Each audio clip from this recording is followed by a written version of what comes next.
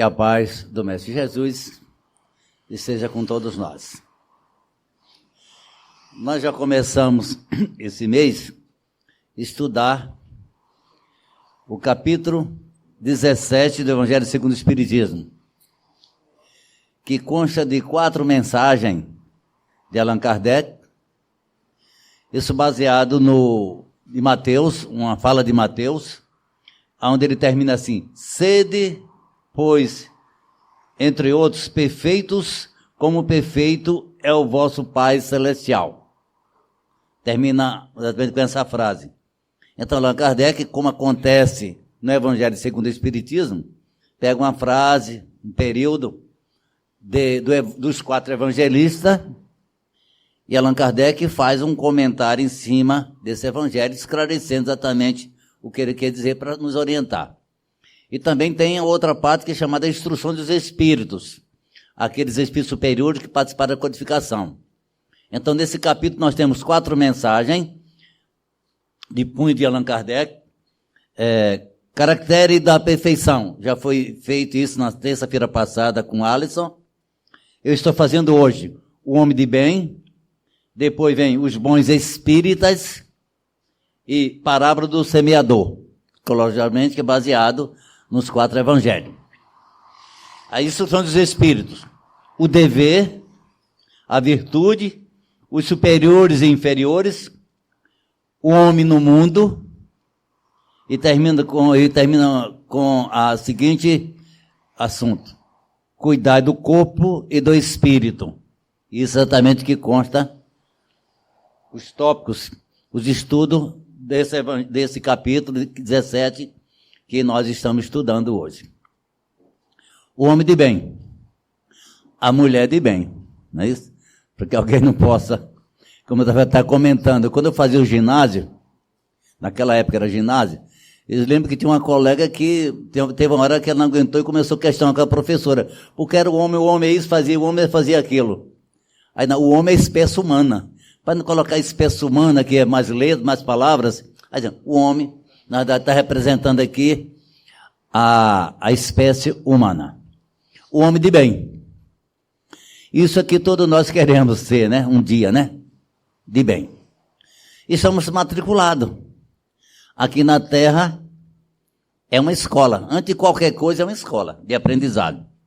Aqui a gente aprende novas virtudes, novos valores, e corrige coisas do passado. Como não tem muitas coisas para corrigir ainda, infelizmente, pelo nosso passado, aí vem os sofrimentos naturais que a gente vê, as expiações, né? As provações, que às vezes também é um pouco dolorosa, ainda é comum em função das nossas imperfeições.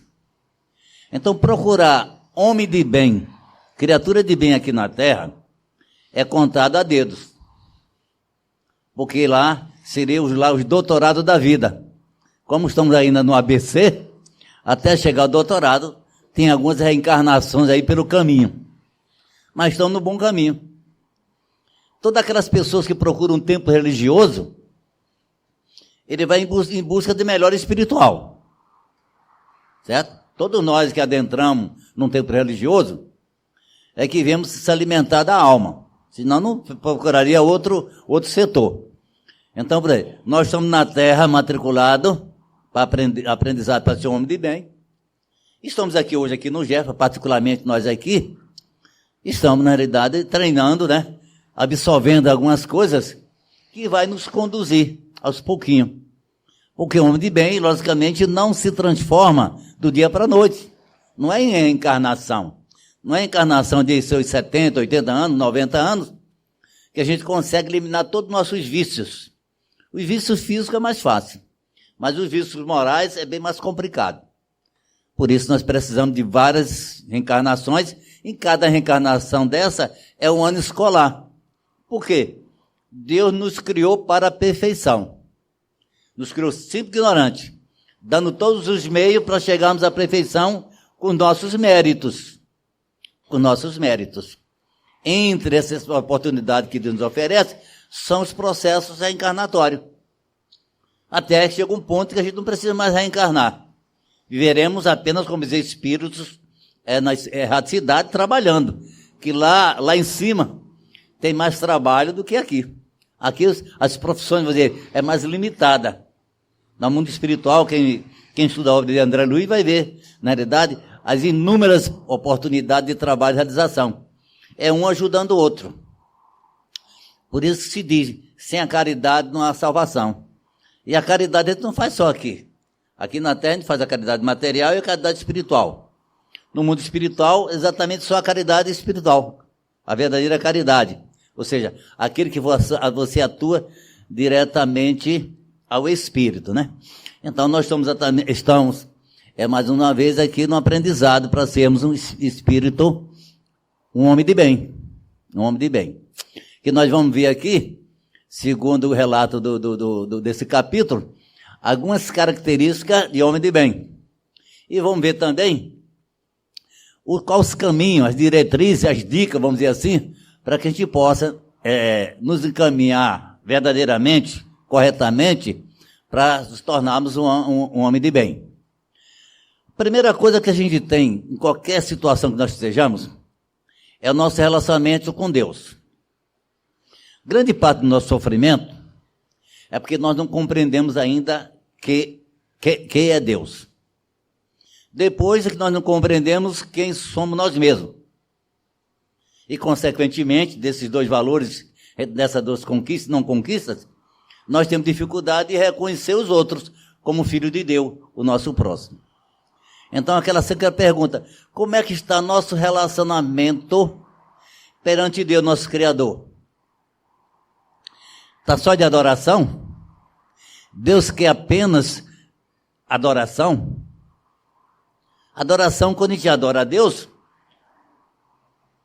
é uma coisa importante para nós, porque melhora a nossa sintonia.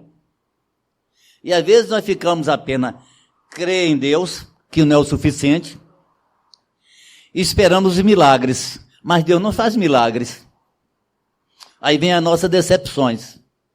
Aí vem o problema da questão da crença e a nossa fé vaga. Porque Deus não faz milagre. Por que Deus não faz milagre?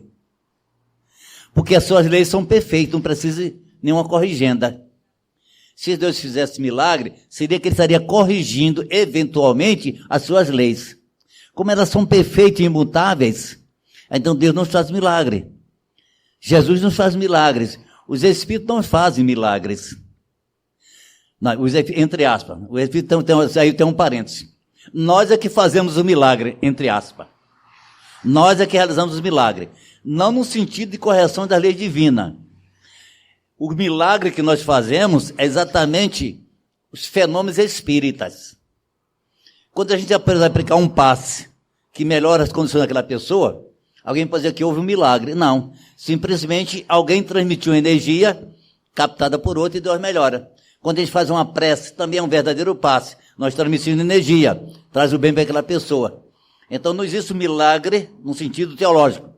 Existe milagre num sentido de fenômenos espíritas realizados por nós para ajudar o nosso próximo.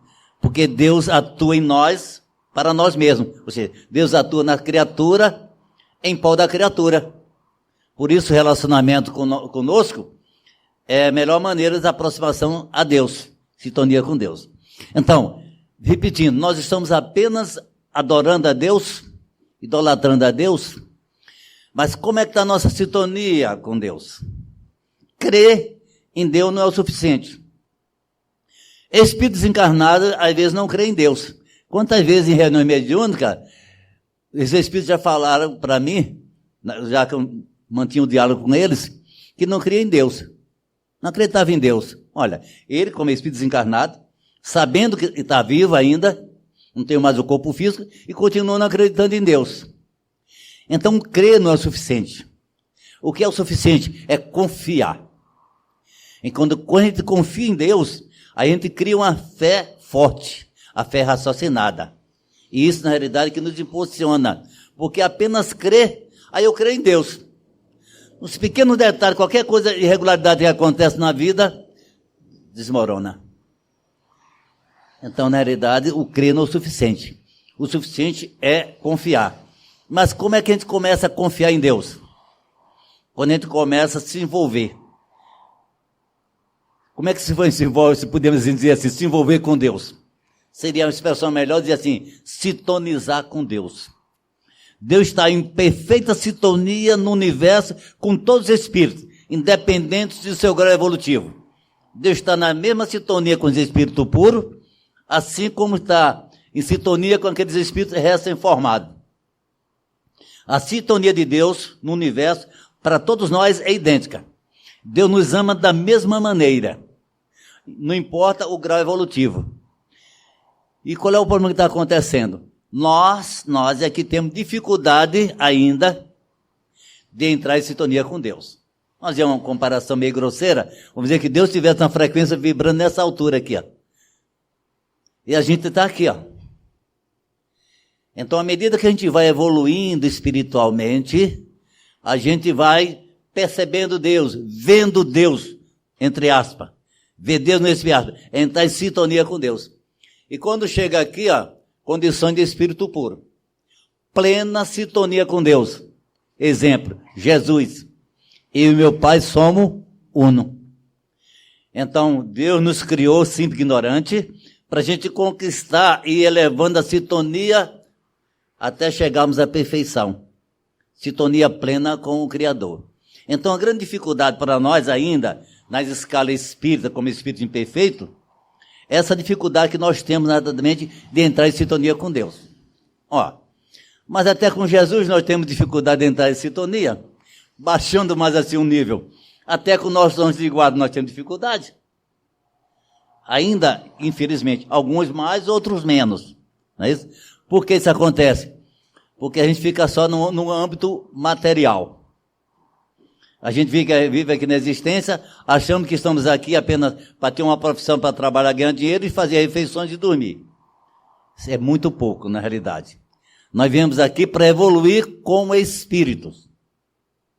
As coisas materiais é apenas acessório, secundário, um trampolim para que a gente exatamente, verdadeiramente, tenha a conquista espiritual. Esse é o nosso propósito. Por isso que muitos de nós já se desperta, né? Como disse o Buda, está desperto. Ou seja, sente que tem alguma coisa diferente, sente que precisa fazer alguma coisa. Isso é estar desperto. Estar desperto já é uma grande vantagem. É você saber que tem alguma coisa que você tem que melhorar. Sabe alguma coisa, já tem uma bondade, mas precisa conquistar outras coisas. Isso é estar desperto. Porque tem aquele que não está desperto. Acha que está bom, maravilha, não precisa fazer mais nada. Esse, na verdade, está vivendo na ignorância, está sua dificuldade. Quem está desperto pode estar vendo exatamente a luz no fim do túnel. Então, nosso relacionamento com Deus, precisamos de melhorar a nossa sintonia. E como é que melhora a sintonia com Deus? Não é de uma maneira simplista. Não é simplesmente que eu vou 1, 2, 3 orações 5 vezes por dia que eu vou em sintonia. Depende desses valores que eu coloco nas minhas preces, nas minhas orações. Então, qual é a melhor oração perante Deus? É uma boa realização, um bom trabalho. Todo trabalho útil é uma adoração a Deus. Está lá na livro dos Espíritos. A gente quer, na verdade, se melhorar, aliás, quer sintonizar com Deus, melhorar essa sintonia, é só começar a trabalhar coisa boa. No emprego, fazer um emprego, mesmo que seja o nosso ganha-pão, mas fazer uma coisa útil.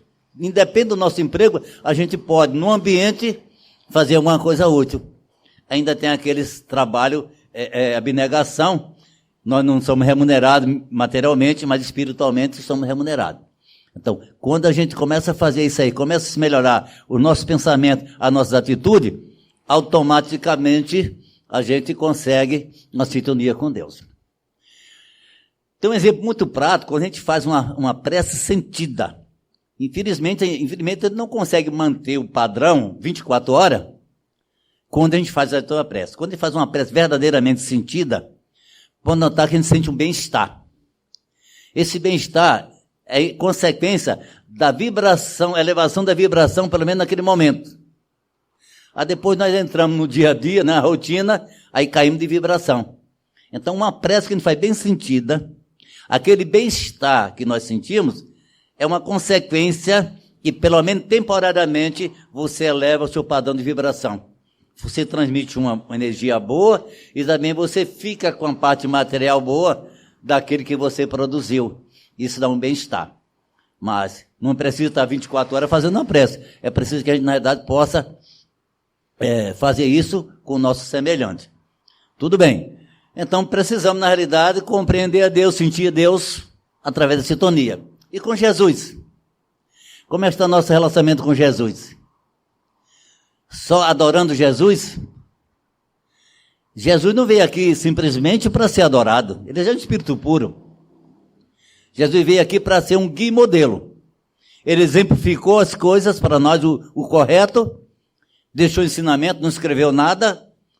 Os companheiros apóstolos, os discípulos que escreveram, e ele veio exatamente para mostrar um roteiro para nós, para ser seguido e ser copiado. E como está nosso relacionamento com Jesus? Apenas cremos em Jesus? Apenas estamos idolatrando por Jesus? Apenas como tem normalmente algumas religiões cristãs que fazem o sinal da cruz, é o suficiente?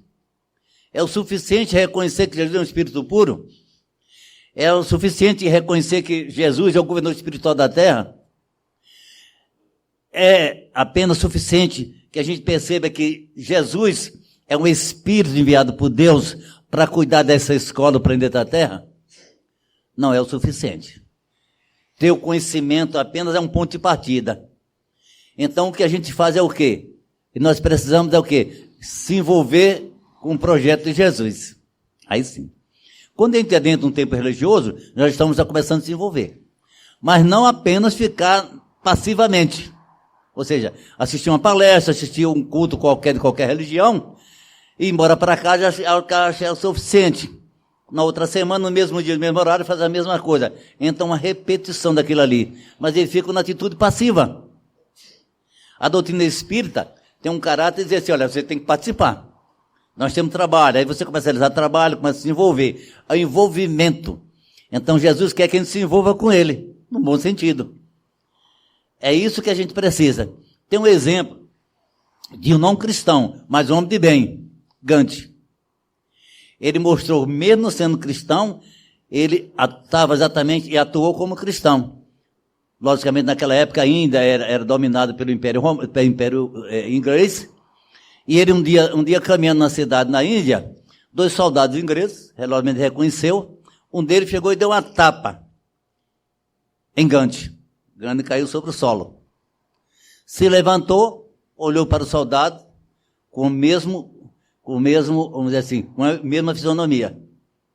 O soldado ficou talvez mais irritado ainda, deu outra tapa nele, ele caiu. Se levantou, mesma atitude perante o soldado. O soldado perguntou para ele, quem lhe ensinou a fazer isso? Quem lhe ensinou a ser assim? Ele falou, esse homem que está pendurado no teu pescoço, pendurado numa cruz no teu pescoço. Que muitos de nós cristãos usam, né? Maria ainda usa, não tem nada de mais usar aquilo ali. Mas não ficar idolatrando aquilo como se fosse uma coisa milagrosa, né? Eu coloco aquilo no pescoço, nada vai acontecer comigo, é errado.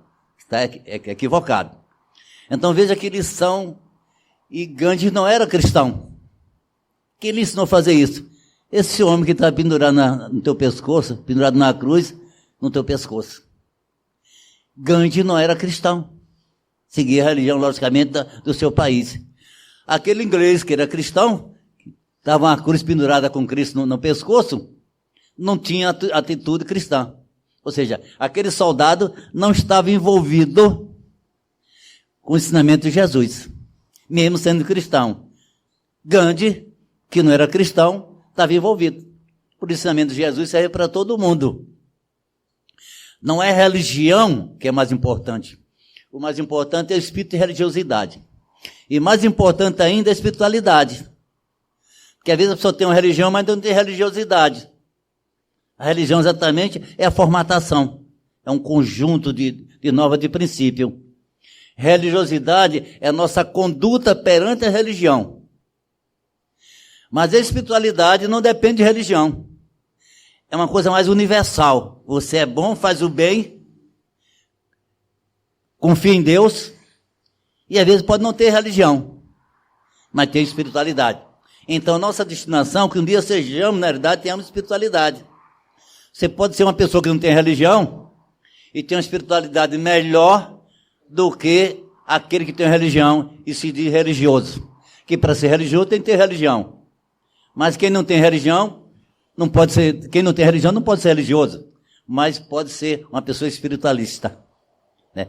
Então, a espiritualidade, de modo geral, isso é nossa destinação. O ensinamento de Jesus não veio para uma religião, veio para todos nós, planeta Terra. Independente que tenha religião ou que não tenha religião. Por isso que não é a religião que salva. O que salva é o quê? É a caridade, ou seja, é a nossa prática, é o nosso relacionamento com o nosso próximo. Isso que vai valer. Quando nós retornamos à parte espiritual, ninguém vai perguntar qual é a nossa religião. Não interessa. Imagina, aqui na Terra, a religião cristã não é a maioria. Se for salvação só pela religião cristã, mais da metade da Terra estaria perdida. E às vezes as pessoas não pensam que está equivocado e fica brigando questão de religião, como se uma fosse melhor do que a outra. O que faz melhor na realidade é a nossa conduta. A doutrina espírita, podemos dizer o seguinte, ela é melhor porque ela evita aqueles dogmas, não tinha os dogmas, não tinha os rituais, e por ser ciência, filosofia e consequência religiosa, nos convida a abrir um leque para que a gente possa raciocinar, participar e criar fé raciocinada. Nesse ponto, a doutrina espírita, ela tem essa vantagem em relação à religião dogmática, porque fica parada mais no sentido só dos rituais. E nós partimos, na realidade, para a prática. Partimos para confiar em Deus e se envolver num processo junto ao nosso semelhante. Mas podemos fazer agora, o que é que nós estamos com o nosso relacionamento agora com a doutrina espírita? Para quem é espírita e para quem é de outra religião, como é que está o movimento perante da religião? Por que eu estou fazendo isso? Porque possivelmente nem todos aqui presentes são espíritas. Algumas das pessoas estão em tratamento, têm sua religião e vai voltar para a sua religião de origem. É normal, natural. Alguns se tornam espírita, outros não. A preocupação da doutrina espírita não é que você faça um tratamento e se torne espírita. É que você seja uma pessoa de bem, ou seja, se construa para ser uma pessoa de bem, como o tema da noite. Esse é o objetivo. Então, como nós estamos em relação à nossa religião, e em particular nós aqui, como é que nós estamos em relação ao espiritismo? Apenas achamos bonito o espiritismo? Achamos o espiritismo bonito, porque é religião, porque é filosofia, porque é ciência, né? Porque tem os cursos, tem isso e aquilo, acha muito bonito. É só isso? Precisamos se envolver, certo? E nós chegamos aqui de mansinho, meio acanhadinho e tal, sentamos por aqui, começamos a assistir algumas palestras, aí depois tem o interesse de participar de um curso, aí depois quando toma conhecimento, aparecem as oportunidades de um trabalho, aí nós começamos a se envolver. Então, ser espírita apenas porque é tal dia, na terça-feira, eu vou ao Jefa, e todas as terças-feiras eu vou ao Jefa, e daí está tudo resolvido, é um puro engano. É um puro engano, certo? Não é a vinda do Jefa, simplesmente como ritual, que vai resolver o problema da minha vida. Só vai ver verdadeiramente quando eu participo. Eu estou em um processo obsessivo, ok.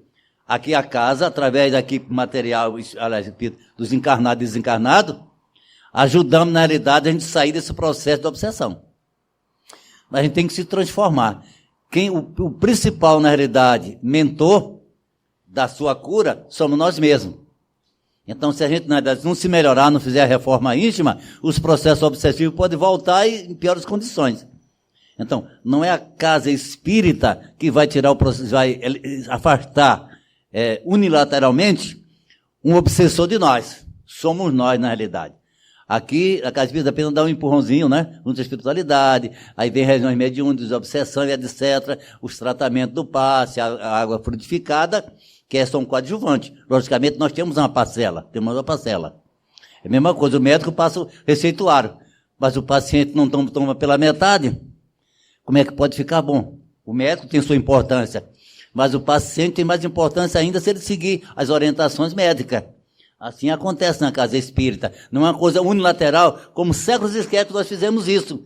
Íamos num tempo religioso, um determinado dia por semana ou por mês, e achava que aquilo era o suficiente. estaria vacinado contra os males. Só que os males ainda estão dentro de nós ainda. E esse é o males que a gente tem que batalhar. O de fora para dentro é mais fácil. Mas esse mal que ainda existe entre nós, que é o quê?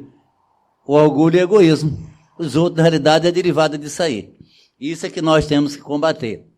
Então, como está nosso relacionamento com a doutrina espírita? Estamos desenvolvendo? Estamos estudando, mas refletindo ali, vendo as consequências religiosas.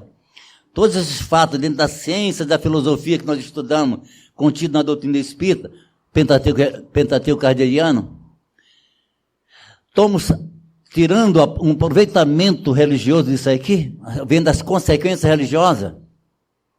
Se estamos fazendo isso, estamos no bom caminho. Estamos nos desenvolvendo com a doutrina espírita, ou em qualquer religião que nós estejamos. Vamos dar algumas características de homem de bem, e depois vamos ver mais ou menos aquilo que a gente podia fazer para chegar a esse patamar. Isso consta, logicamente, no item 3 do capítulo 17 do Evangelho segundo o Espiritismo, o homem de bem. O homem de bem deposita a fé em Deus. Aquela fé no sentido de confiança, e não apenas de crer. Exceto os ateus, as demais pessoas creem em Deus, mas não confiam.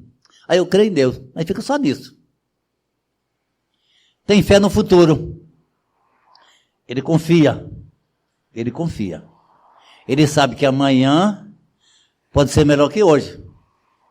Mas quem vai definir o amanhã sou eu.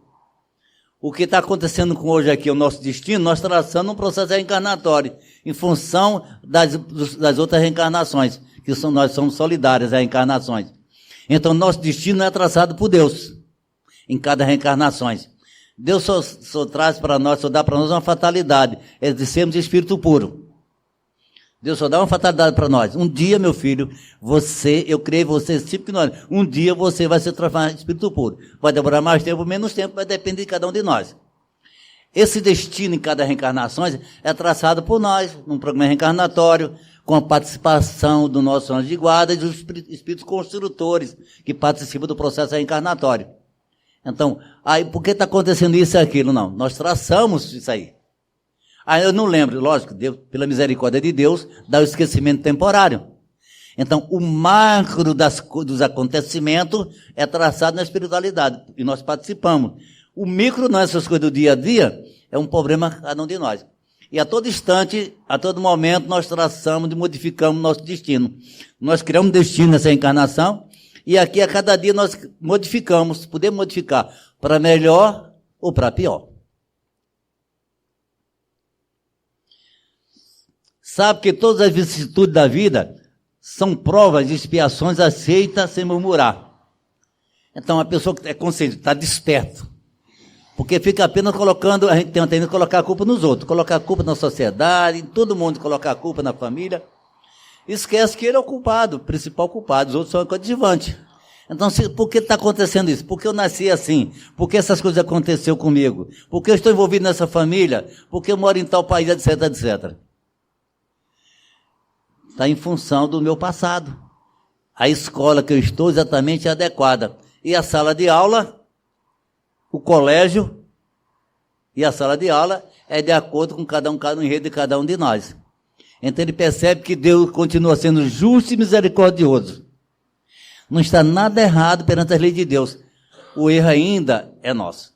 Como na escala espírita, nós somos espíritos imperfeitos, a primeira escala, a terceira ordem, nós temos apenas a intuição de Deus. Na segunda ordem, como bons espíritos, nós iremos a compreender Deus.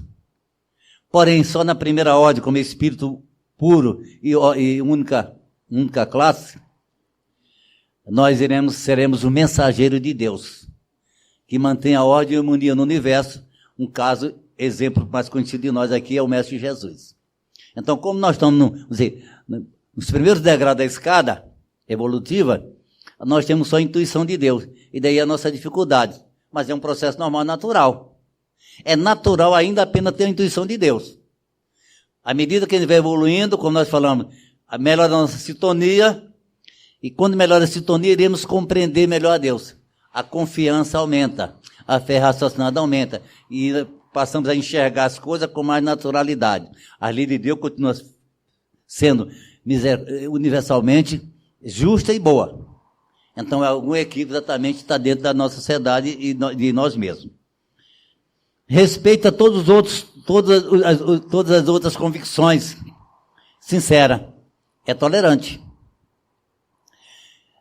Qual o tolerante? O tolerante é aquele que discorda pacificamente. O intolerante é aquele que discorda com agressão. Eu posso discordar da minha esposa, do meu esposo, dos meus filhos, é natural, é normal. Meus filhos, tenho 4 filhos. Nem sempre concordo, nem concordei com o que eles fizeram. E é normal, é natural. Mas a gente é tolerante. Não é conivente, é tolerante.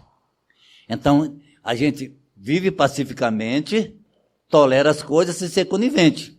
Isso, na realidade, é ser uma pessoa de bem. Não alimenta ódio, rancor, nem desejo de vingança. Sabe perdoar. Né? Chico deu exemplo disso aí.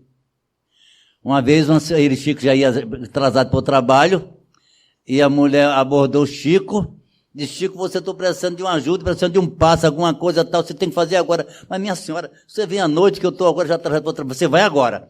Aí, pô, deu uma tapa em Chico. Aí Chico, né, tomou aquele susto, né? Aí Emmanuel apareceu. Chico. Aí ele falou: Emmanuel, eu não estou com razão? Aí Emmanuel falou: Emmanuel é o mentor espiritual de Chico Xavier, porque ele não sabe. Aí Emmanuel falou: Chico, ela está com razão. Aliás, você está com razão.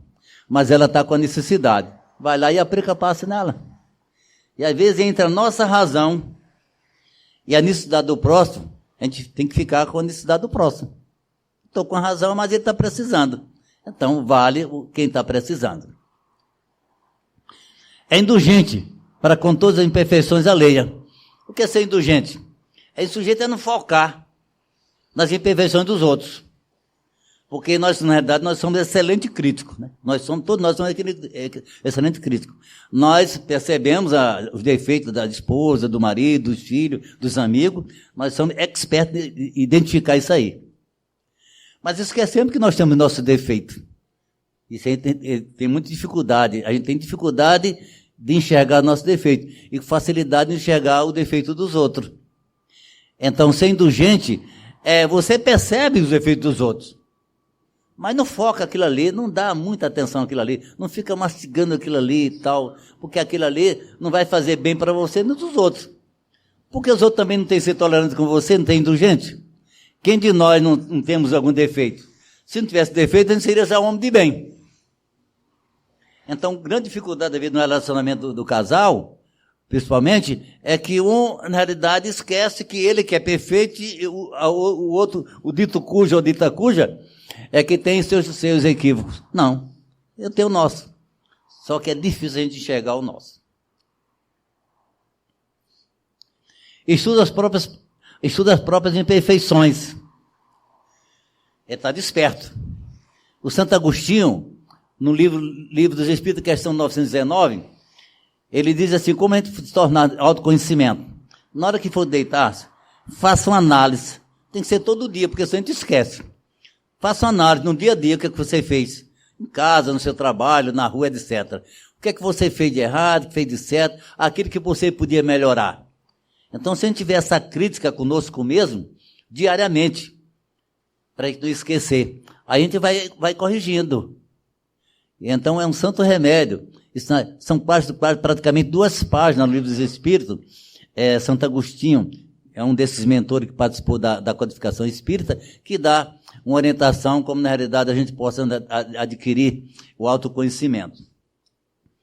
Não se envaidece com a sua riqueza. Porque a grande dificuldade nossa, ainda, é a facilidade que nós temos de entrar pela porta larga. Qual é a porta larga? A porta larga das coisas materiais. A matéria é coisa boa? É coisa boa, lógico. O problema nosso é que nós somos escravizados à matéria, que é uma característica da imperfeição. Os espíritos imperfeitos atuam na matéria, mas é muito influenciado pela matéria. Os bons espíritos já mudam. Ele influencia mais a matéria do que influenciado. Espírito puro, zero influência da matéria. Então nós somos muito influenciados pela matéria. E daí advém o orgulho, certo? O egoísmo, etc. Está tudo ligado às coisas materiais. Nós temos muita dificuldade de ter as coisas e dirigir as coisas que nós temos. Tem uma tendência, né, da medida que a gente tem uma determinada posição, tanto socioeconômica, a gente já vê uma mudança. A gente se fecha muito e fica muito materialista. E daí nós não reconhecemos o próximo verdadeiramente como ele é. Como filho de Deus, com a sua dificuldade, mas com seus valores. Então ele tem a sua riqueza, tem seus valores, mas não se torna escravo desses valores. Ter riqueza não é pecado nenhum.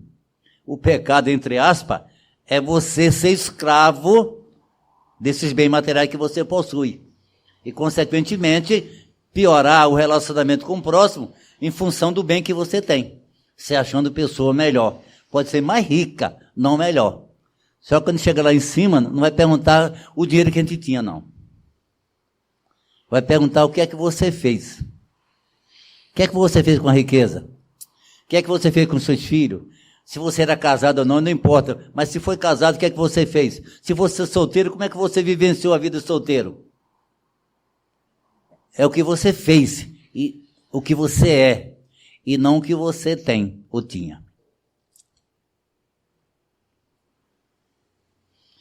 É bom, humano e benevolente. Benevolente. Gosta de todo mundo, sem distinção. Faz o bem pelo bem. Faz o bem pelo bem. É um refrão condicionado. Na obra de Aleluia, a gente vê no capítulo Mecanismo da Mediunidade, ele falando muito sobre reflexo condicionado. Ou seja, você faz o bem, é um reflexo natural. Você não se cansa de fazer o bem. Nós outros, quando fazemos um bem, uma caridade, há um esforço ainda para a gente fazer a caridade. Que nós somos aprendizes de fazer a caridade. Mas o homem de bem, ele já faz a caridade naturalmente, ele não se esforça. É uma coisa natural, o instinto natural de fazer o bem. É como diz no dito popular, né? Já entrou na massa do sangue. Você já faz aquilo espontaneamente. Faz o bem pelo bem, não importa. Não importa quem seja ali, que está na frente dele. Se aquela pessoa está errada ou certa, não vem um caso. Na hora de fazer o bem, eu não posso exatamente questionar. O problema dele é dele, ele vai ter que resolver. Não vou fazer o bem para o fulano, ele está morrendo de fome, não vou fazer para o fulano porque é um marginal, não. Eu não concordo que ele seja marginal, mas eu sou tolerante. Agora, se está com fome, não importa se é um marginal ou não, eu tenho que alimentar ele. Estou fazendo a caridade. Cumpre a lei de justiça, amor e caridade, na sua maior pureza. A lei de justiça, amor e caridade, no livro dos Espíritos, na terceira parte, são aquelas 10 leis morais. E essa última lei morais, exatamente que resume todas as demais. Justiça, amor e caridade. É a 10ª lei, na terceira parte dos Espíritos, que resume todas as demais leis. Tudo que a gente fizesse, e estiver pela justiça, amor e caridade, é a lei maior. Qual é a lei maior? Amar a Deus sobre todas as coisas e ao próximo como a si mesmo. Eu tenho que amar a Deus, me amar, para amar o próximo. Não é invertido, não. Se eu não me amar, não amo o próximo. Não é egoísmo, não. Se amar, não é egoísta, não. Não é ser egoísta, não. Quem não se ama, está de baixo astral, não consegue amar o outro, não. Eu tenho que estar, entre aspas, alto astral, de bem comigo, me amando, para poder amar os outros. Amar a Deus sobre todas as coisas e ao próximo como a mim mesmo. Eu tenho que me amar. Eu tenho que reconhecer que eu sou filho de Deus. E como diz na música, né? Herdeiro do universo. É pouca coisa, né? No ditado nosso aqui nordestino. É pouca coisa? Não é. Somos filhos de Deus, herdeiro do universo. Vós sois luz, faça sua luz. Nós somos luz. Ainda um pouquinho, né? Não tão claro, mas aos pouquinhos nós vamos elevando a nossa luz, que é representada pela nossa áurea, né? E no livro resume assim, ó, ele diz assim, Allan Kardec diz, não foca aqui, não está aqui enumerada todas as qualidades que distinguem um homem de bem. Mas aquele que se esforça para possuir essas que nós narramos aqui, está no bom caminho. Ana Kardec, olha, não é só isso aqui não é o suficiente não, tá? Mas se a gente estiver aqui já tentando fazer isso, estamos no bom caminho. Tem mais coisa, né? Mas a natureza não dá pulo. Né? Agora, tudo bem, isso aqui já vem uma amostragem que está um pouquinho distante de nós, não é isso? Nós estamos no topo lá, o homem de bem. Agora, como vamos chegar lá? Né? As religiões, umas ou mais do que a outra, nos ajuda, nos desperta a gente caminhar um passo mais acelerado do que outra. As outras, às vezes, só fica no dogmatismo, não dá exatamente as devidas orientações, e a gente fica, às vezes, na maneira passiva. E Jesus quer que a gente fique na maneira ativa, ou seja, se envolvendo com aquele aprendizado e praticando o aprendizado. Porque senão a gente não faz a caridade. E a gente, para fazer a caridade, tem que sair da zona de conforto. Se a gente ficar na zona de conforto, a gente não faz caridade. Porque quem está necessitado não está no nosso apartamento, no sofá, ao lado do nosso. Não está. Que eu quero sair a caridade, eu tenho que sair de casa, transpirar, né? Pegar um trânsito, fazer qualquer coisa, perder algumas horas de lazer e tal, para poder ajudar alguém. Porque se alguém não vai estar lá de lado do meu apartamento, do lado do meu sofá, na zona de conforto. Então, quando ele sai de casa, como nós saímos hoje, saímos da nossa zona de conforto e estamos aqui, ó, sentado nesse banquinho, que é uma maravilha, né? Eu tenho dificuldade, às vezes eu trouxemos sair uma almofada. Como eu já não sou mais o espírito imperfeito, não preciso mais dessas expiações, eu trago a minha almofada, né? Mas aqui já é uma aprovação para nós, não é isso? Nós saímos do nosso conforto lá. E sentado nessa maravilha de banco. Já estamos dando o primeiro passo para poder se tornarmos espírito de bem. Homem de bem. Mas vejamos lá. Agora, a formação do homem de bem. Ainda exatamente em função da lei maior. Amar a Deus sobre todas as coisas e ao próximo como a si mesmo. Então, nosso relacionamento com Deus está de afastamento ou de aproximação? Quando nós estamos afastados de Deus, aí o que é que vem agora? Vem os pensamentos ruins, as ideias ruins, vem a nossa reclamação, que Deus me abandonou, Deus isso e aquilo, tal, por que isso acontece comigo? Aquelas lamentações sem fundamento. É porque nós estamos afastados de Deus, nós estamos sem a sintonia de Deus, com Deus. Aí quando nós sintonizamos com Deus, a gente já começa a se raciocinar. Vem cá, por que isso está acontecendo comigo? Por que de repente apareceu essa doença? Por que aconteceu isso, que aconteceu aquilo? Será que ainda já é consequência do plantio que eu fiz aqui nessa reencarnação? Ou estou colhendo fruto de plantio que eu fiz em outras reencarnações?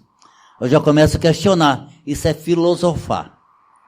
Por isso que a doutrina espírita, ela é filosofia, onde ela diz assim, ó, quem eu sou, de onde eu vim, o que eu estou fazendo aqui e para onde eu vou. Isso é filosofar.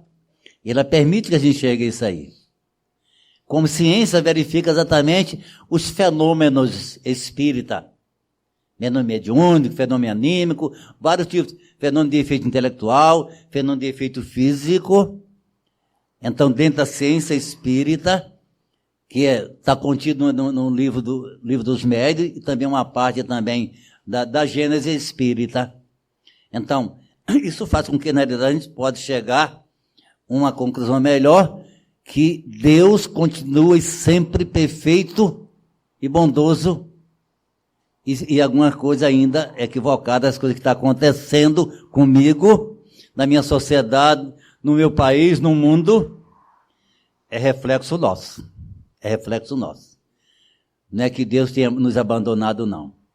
Porque Deus, questão número 1 do livro dos Espíritos, Deus, inteligência suprema, causa primeira de todas as coisas. Deus, inteligência suprema, causa primeira de todas as coisas.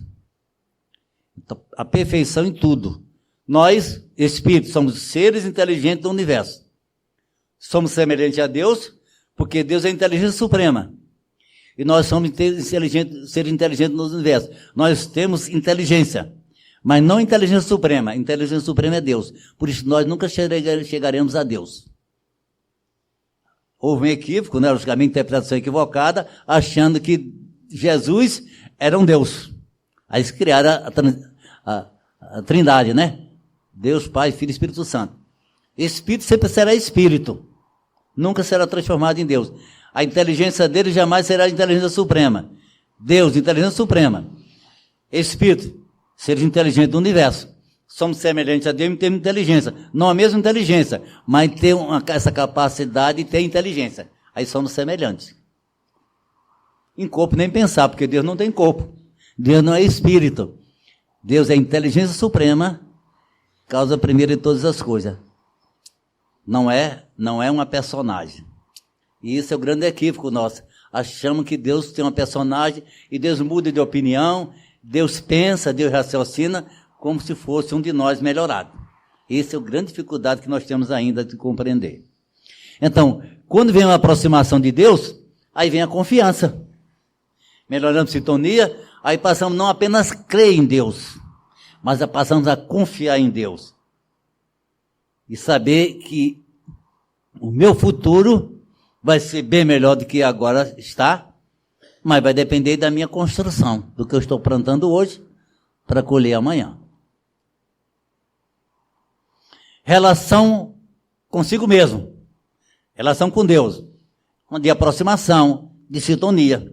À medida que ele se aproxima de Deus, através da sintonia, as coisas vai clareando. E a gente passa agora a gerenciar a dificuldade com mais naturalidade. Que às vezes a dificuldade é um santo remédio que Deus está oferecendo. Às vezes pode ser um remédio amargo, mas é aquele remédio que cura. Jesus não prometeu a cura para ninguém. Prometeu aliviar as dores. Porque Jesus não poderia tirar a cura de ninguém. Estaria tirando o remédio. Quem quer me seguir, siga-me, pega a sua cruz e siga-me. Ele alivia a gente transportar a própria cruz temporária que nós criamos, fruto dos nossos equívocos perante o nosso semelhante e perante a nós mesmos. Relação conosco. Vimos a relação com Deus, agora a relação conosco aqui. Quando não está bem a relação conosco, nós ficamos o quê? Deprimido, né? Estamos baixo astral, aí vem as depressões, ansiedade, etc, etc. Quem já passou por isso, está passando, sabe como é. E sabe a dificuldade que tem de se relacionar com os outros. Um problema sério, quando a gente está nesse baixo astral. A gente não consegue se relacionar bem, não consegue amar as pessoas nessa situação. São pacientes. Aí temos que procurar, às vezes, ajuda.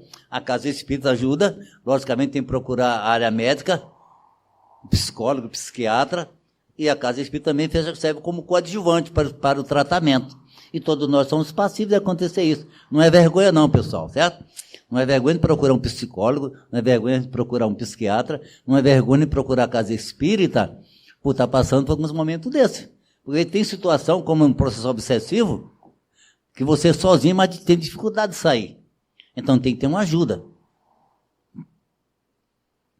Aí quando nós melhoramos nosso astral, está bem com a vida, né? Não está bem de vida.